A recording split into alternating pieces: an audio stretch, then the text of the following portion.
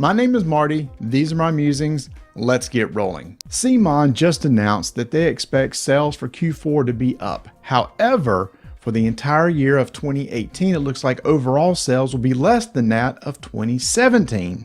Does that mean the board game market's getting ready to burst its bubble? No, I don't think it does. Before I get into the bubble bursting discussion, let's check out what Cmon did say. The company is expected to record a significant increase in the profit for the year ended 31 December 2018 as compared with the loss for the 9 months ended 30 September 2018. Cmon had a rough Q3, losing over $4 million on sales of $2.3 million, pulling its 9-month results down to a loss of $4.1 million on sales of $11.8 million. Sales were down over 30% for the first 9 months of 2018 to $11.8 million, down from $17 million in the first 9 months of 2017. Despite the improved Q4, 2018 is not expected to be as profitable as 2017. When this news first came out from Cmon, I heard several people discussing, oh, here we go. The bubble's going to burst on the board game market. That's it. It's over. But here's the thing. I don't really think that's the case at all. This is just one company that's having a little bit of problem in 2018. That is not indicative of the entire market. In fact, a really good comparison is the video game market. If we looked at projected video game sales, you can see it has been increasing for years and is projected to do so in the future. However, just recently, companies like EA has had significant drops in their stock prices along with Activision Blizzard. But yet nobody's saying, uh-oh, look out, the video game market's going to burst. It just happens to be these two individual companies are going through a rough time. And I think that's exactly what's happening with Cmon. In 2018, they were going through lots of changes. If you remember, some of their marketing team left, they brought on new people, they did some restructuring, and so they're just probably trying to readjust things in order to make sure that their future is even brighter. In fact, the article goes on to state, reasons cited included increased expenses, including costs associated with the company's move from GEM to the main board of the Hong Kong Stock Exchange, R&D for new games, increased royalty expenses for new licensed games, travel, and marketing expenses related to the company's effort to open new Asian markets and strategic investments in the future. So it seems to me that they're taking their profits and reinvesting them into the company in order to make sure that they have a bright future. But even if they weren't, and Cmon was going through some serious trouble, that still does not indicate that there's a problem within the board game hobby. In fact, the board game market has been growing over years and is projected to do so in the future. The global board games market size is expected to reach values of over $12 billion by 2023, growing at a compound annual growth rate of more than 9% from 2017 through 2023. So even with one company maybe not doing as well as expected, the overall market is still expected to grow. Now look, I over the years have also thought this can't go on forever. We've seen continued growth in the market. We've seen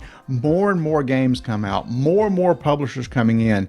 But the market itself is growing because more and more people are playing games, and it's been a very steady growth. But I continue to see comparisons to previous markets in the past, like the sports card market in the late 80s and early 90s, and the comic book market in the middle 90s. In fact, on our show, Rolling Dice and Taking Names, we've had this exact discussion because my co-host Tony and myself were into collecting baseball cards in the late 80s and early 90s.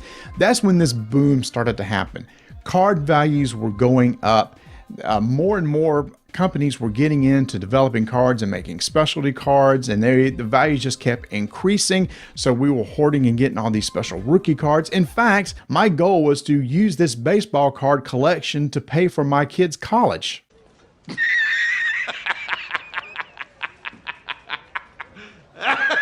But that didn't happen because in the mid-90s, the market crashed. So all these cards that I had all of a sudden lost a lot of value, and the market just kind of pretty much dried up. Companies that had been producing cards for years, for decades even, went out of business. People got out of the hobby. Card shops closed. In fact, locally, we had 2 or 3 card shops that I frequented a lot, and they just all went out of business because they overproduce the cards. They want you to go and chase these rare cards, hoping that you think that, okay, the value is going to shoot straight up. But what they did is they overproduced them.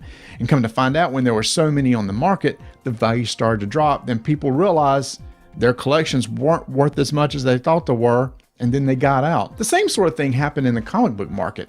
You remember all those special variant covers that came out in the 90s? I was a sucker for one of them, Death of Superman. I went out that day that it came out, bought a special cover, never opened it, and it's not worth hardly anything today because they overproduced that comic. Since I lived through those two periods, I thought, I can now project that this is probably going to happen within the board game industry.